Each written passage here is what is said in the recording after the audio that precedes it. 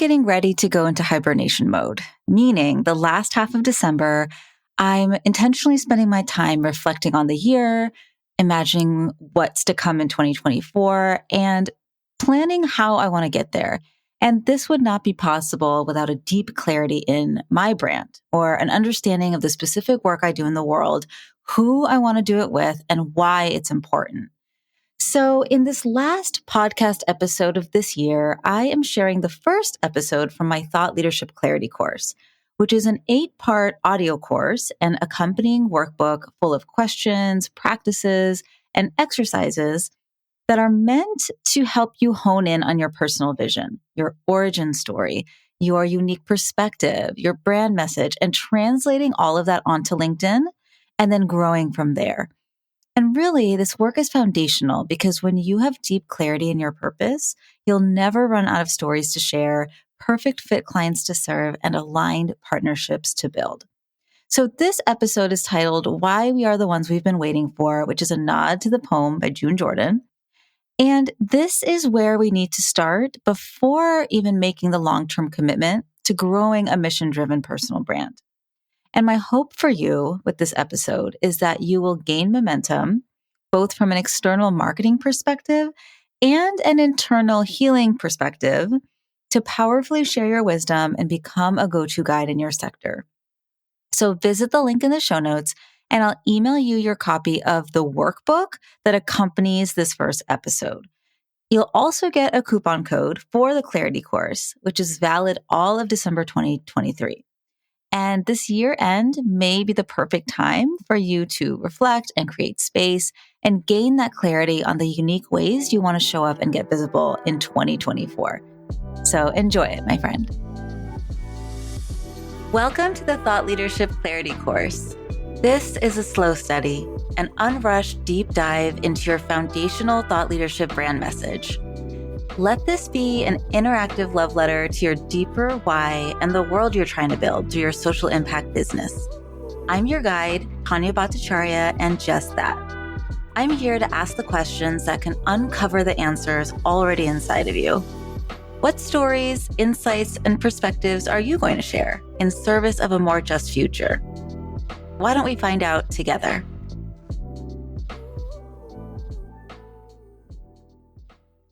When we talk about getting visible as a thought leader, as an approachable authority, as a go-to voice with unique perspectives that changes hearts and minds at scale, well, one of the deepest barriers we experience is our own belief in our ability to show up in this way.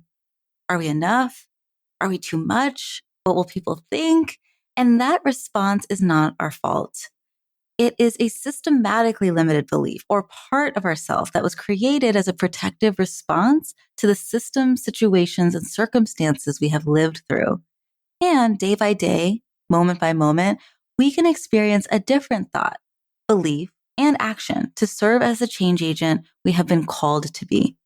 We can build a strategy, both from an external marketing perspective and an internal healing perspective, to show up as the visionary leader we're working to embody. So throughout this Thought Leadership Clarity course, I will be sharing the practices, exercises, and questions that I have supported hundreds of social impact entrepreneurs and executives with to co-create and clarify their own thought leadership brand. And the exercises are also listed out in your accompanying guidebook for ease. So in episode 2, we're going to cover how to go deep and mine your vision, passion, lived experience, and credibility to clarify and inform your foundational brand message. In episode 3, we'll craft your origin story, one of your most powerful tools to attract the right people and build trust as you shape your shared vision for the future together. In episode 4, we'll clarify your niche or who you stand for so that you can clearly support them through audience-specific language that calls them in. In episode 5, we'll explore how you uniquely show up in the world and how you put your values into action.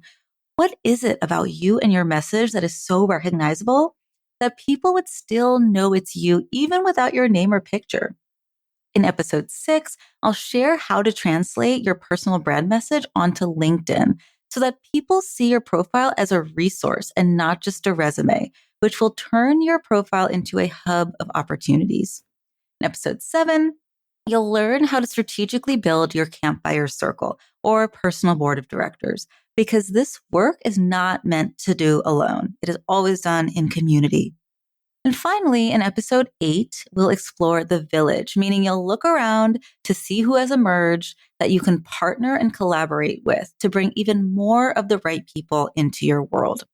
But let's start here as our first stop in this slow study and talk about why we are the ones we've been waiting for. Because otherwise, as you shape your brand story or get crystal clear on the specific audience you stand for, or really do anything throughout this work, there'll be a deep block, a constriction, an internal voice that stops us. And I'll be honest with you, that voice will never completely go away, and that is okay. Our inner chaperone does serve a purpose, after all. But we can build a relationship with that inner chaperone so that they're not in conflict with this work, but instead they become a member of the team. So I have worked with some of the most well-respected social impact leaders in the country. Nonprofit founders, board chairs, highly earning mission-driven entrepreneurs. I have served as an executive director myself and raised millions of dollars thanks in part to this visibility work. And I say all that because I want you to know that it is completely normal and natural at any level or background to struggle with feeling confident in your voice and sharing your perspective. To wonder if you have a unique enough or smart enough opinion that doesn't just simply add to the noise. Or to not be sure if you know enough to show up as an expert or a go-to voice, which of course makes it really hard to position yourself as one in your niche. Or to be afraid to hit post on LinkedIn or show up in other ways because of potential rejection or criticism, or feeling like your content has to be perfect or your audience will realize you're a quote unquote fraud. And of course, I could keep going because these thoughts aren't just in your head. So if any of these feel familiar, you are in great company. I too am a fellow survivor of these social constructs that we live in, because these doubts, right, these voices arise not from anything wrong with us, but from the historical and cultural contexts that are designed to make us feel this way in the first place. So as we grow up, as we go to school, as we take on our first jobs, it's still pretty rare that we see ourselves fully reflected back in our professors, our board members, our leadership, our executive C-suite, our funders, our sponsors, and our institutions as a whole. And that is enough to start to feel like an imposter, or at the very least, not sure of our fit and our future there. But I want to really ask you, how can we be the fraud if we intentionally, systematically, and sometimes violently have been excluded from this rarefied air for generations? That, of course, will result in feeling like we don't belong, or that we aren't expert enough, or that our opinions don't count or matter.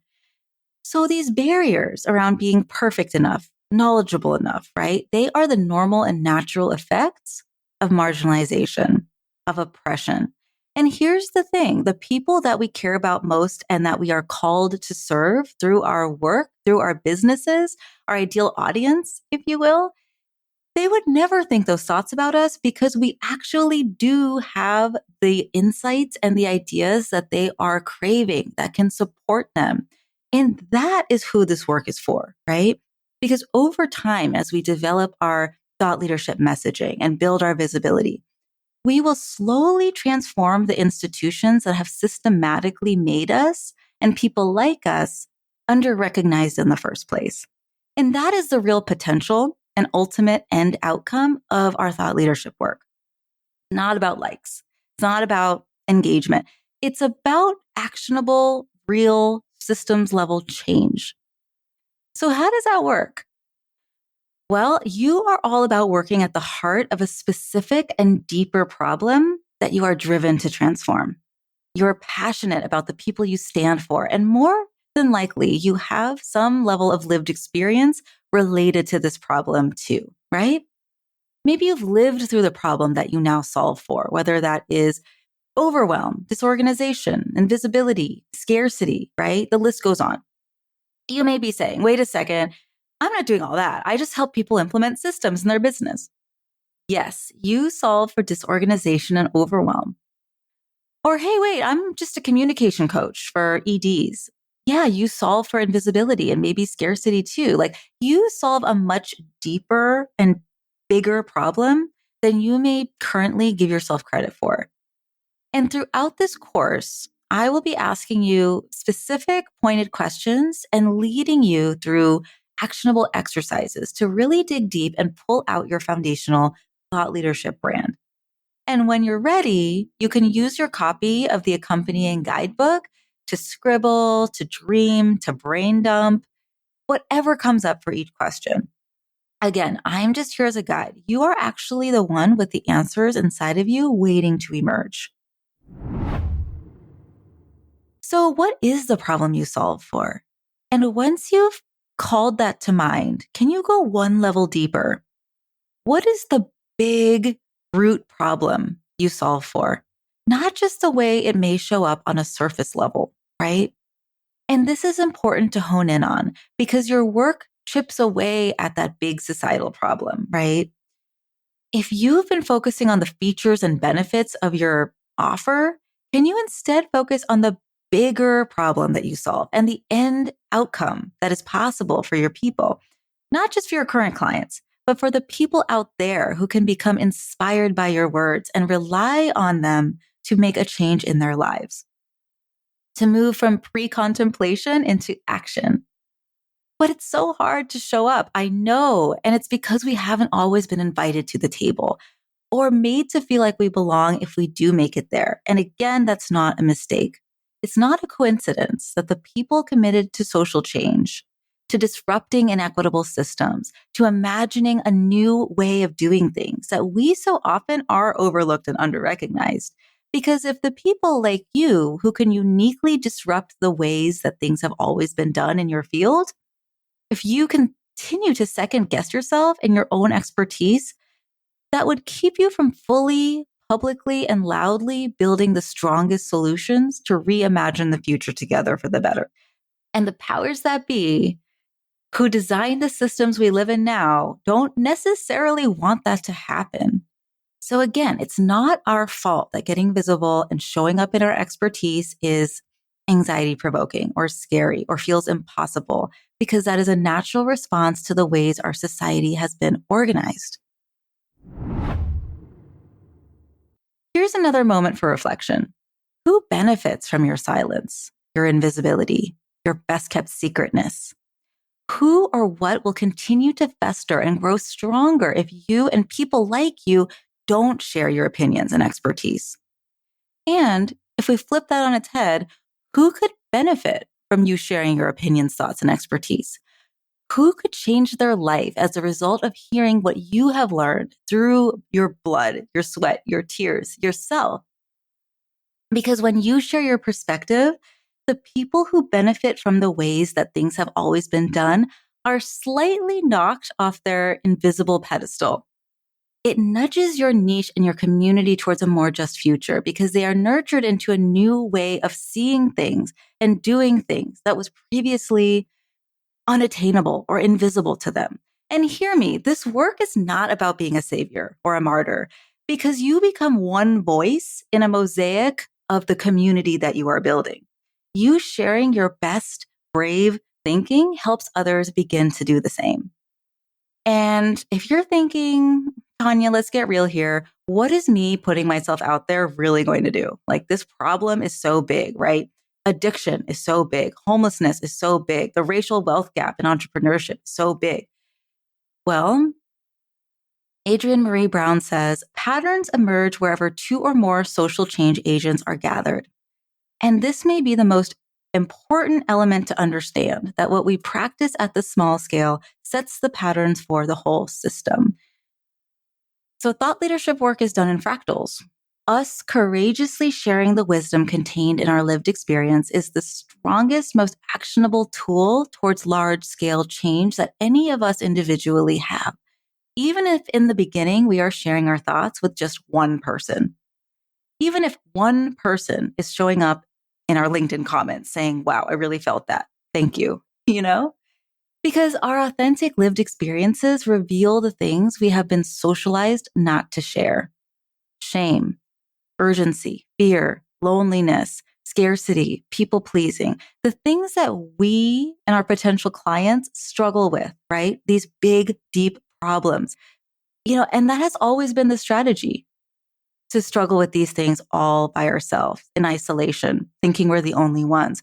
Because as we share our stories and realize that they are more alike than different, we move closer towards the just future that we are working towards together. We can link arms with the people who are finding us through our visibility, knowing that we're on the same team, facing forward towards a clear and unified vision. So yes, us beginning to show up differently, embodying our values and living them out loud, sharing our truths and insights on LinkedIn and beyond, and building a community around that does move the needle in a big way over time. And we've got time. In most cases, there's no technical danger, right, that comes from sharing your wisdom as a coach, a consultant, a service provider, a social impact leader on LinkedIn. And yet there's still that very real block, which can show up in a variety of ways. Maybe it's a bodily response of butterflies in your stomach or heat on your face and chest when you get ready to post anything, enough so that you don't share anything, or you hit delete right away if enough people don't engage. Maybe there's specific voices that you hear that are trying to keep you in your quote unquote place where it's safe. And in the past, I've referred to this voice as an inner critic. But when I really stop to think about the role that this voice plays for us, this voice is not critical to be mean or harmful or cruel to us. It's actually a protective voice. Its whole job is to keep us safe. It has emerged as a natural protective response to the harmful and traumatic systems that we live in. And it acts as a chaperone that cares for our well-being and is just trying to care for us in the only way it knows how. And so these responses that we have to getting visible, to sharing our opinion, to showing up with our voice, right? They may be related to things that happened in our lifetime, like being the first or only in a boardroom, or growing up with a family that didn't know how to support us in the ways that we may have needed at the time.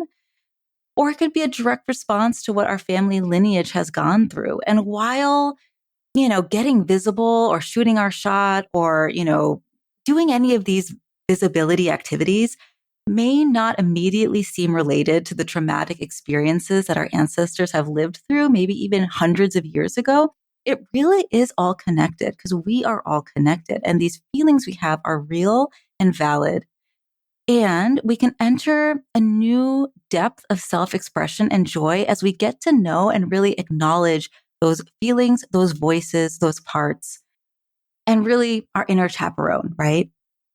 Anytime you hear those voices, those warnings, when something is attempting to pull you back from taking a brave or big step related to your visibility, this next piece is an exercise you can pull out and do time and time again, because we are not trying to get rid of this voice. As change agents, right, as social impact leaders, we are so accustomed to helping our clients and community members go through a change, right? That's what we're here for. But that's not necessarily what we want to do with our inner chaperone. We actually instead just want to make sure that they are heard, that they're understood, and just to witness them, right? Just to be with them and just to write a letter to them and be in relationship with them. So in your guidebook, there's a space to write a note to your inner chaperone. Again, that protective part of yourself that just wants to keep you safe and protect you from big risks like showing up on LinkedIn, right? Showing up as a thought leader or go-to voice in your space. And so this activity can help us create a relationship with this part of ourselves to begin an ongoing lifelong dialogue and partnership with it. What are they worried about? What do they say when it becomes time to get visible? And how does what they say actually care for you? How is it an expression of protection and care? And what would your mentors, like your first beloved boss or an always encouraging family member, lovingly say to them if you could call them into the room, right? How can you appreciate this part of yourself and thank them for keeping you safe? How can you honor their wisdom? And how can you lovingly let them know why this is your time to show up and shine? Like, why now? Why is it important now for you to show up and get visible? And if this feels weird, good. Engage with the weirdness, right? Like, be in the mystery, like dance in the process, because now is the time. Because as Alice Walker and June Jordan before her said, we are the ones we've been waiting for. So I will see you in episode 2 as you continue this journey and mine your vision, your passion, your lived experience, and your credibility so that you can use it as fuel for your thought leadership.